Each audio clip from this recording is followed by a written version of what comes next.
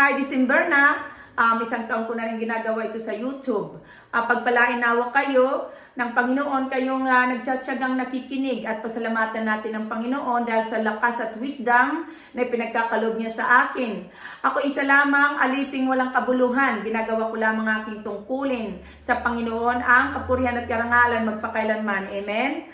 Okay, Matthew chapter 3 verse 3. Ito ang sabi ng sumisigaw sa ilang or wilderness. Ihanda ninyo ang daraanan ng Panginoon, tuwirin ninyo ang kanyang mga landas. Okay, dito sa Matthew 3 verse 3, sinasabi na si John the Baptist ang tinutukoy ni Propeta Isaiah sa Old Testament nang sabihin niya na may tinig na sumisigaw, ipaghanda ang Panginoon ng daan sa ilang, isang patag at matuwid na lansangan para sa ating Diyos. Tambakan ng mga lambak, patagin ng mga burol at bundok, at pantayin ang mga baku-bakong daan. Mahahayag ang kaniningan ng Panginoon, makikita ng lahat. Ito na susulat sa Isaiah 40 verse 3 to 5. Okay, so ang ibig sabihin ng ipaghanda ang Panginoon ng daan, patagin ng mga burol at bundok, at pantayin ang mga bakong daan, ay pagsisihan natin at talikdan ng ating mga kasalanan. Magbagong buhay tayo at manalig sa Panginoon upang tayo ay maligtas. Sapagkat si Jesus Christ ay sinugo ng Diyos, hindi upang hatulang maparusahan ng sanlibutan, kundi upang iligtas ito sa pamamagitan niya. Ito na susulat sa John 1 verse ito na susulat sa John 3 verse 17. Okay, si John the Baptist ang katuparan or fulfillment ng hula ni Prophet Isaiah tungkol sa Messiah, ang ating Panginoong Hesus, ang tagapagligtas ng bayang Israel at ng sanlibutan. Si John ang sinugo ng Diyos na mauuna sa Panginoong Hesus upang ihanda ang daraanan ng Panginoon.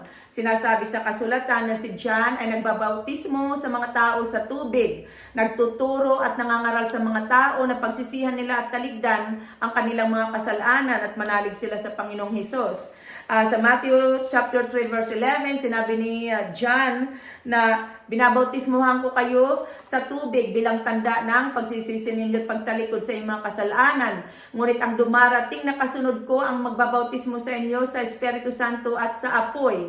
Siya ay makapangyarihan kaysa akin, hindi ako karapat-dapat kahit tagadala ng kanyang pangyapak.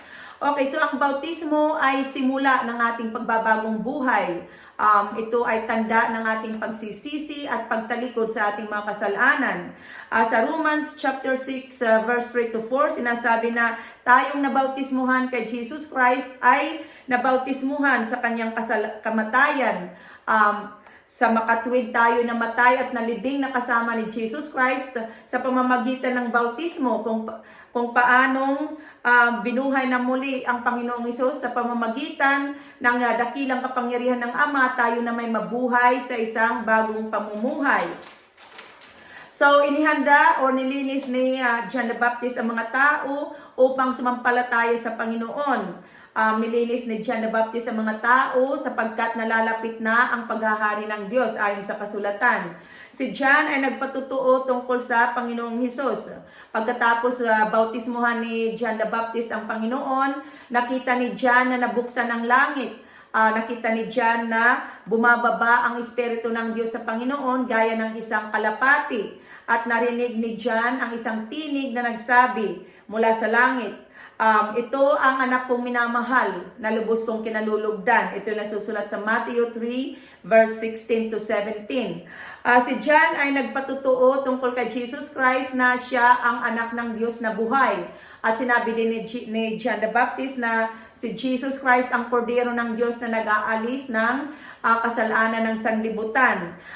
Si John ay nagpatutuo tungkol kay Jesus Christ, sa ating Panginoon, upang manalig ang lahat sa Panginoon.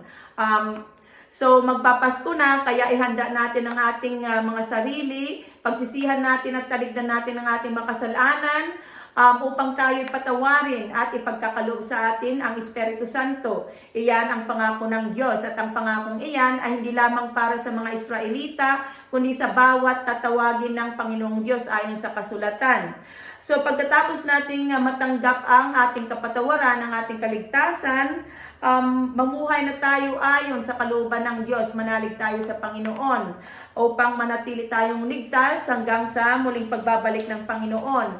Itong paghahanda natin sa pagsalubong sa kapanganakan ng ating Panginoon, ng ating Savior, ay paghahanda din natin ito sa pagsalubong sa muling pagbabalik ng ating Panginoong Jesucristo, ang kanyang second coming or ang Judgment Day. Sinasabi sa Holy Bible na lagi tayong maging handa. Pagsisihan natin at talikdan ng ating mga kasalanan. Siguraduhin nating isinuko na natin ang ating buhay sa Panginoon.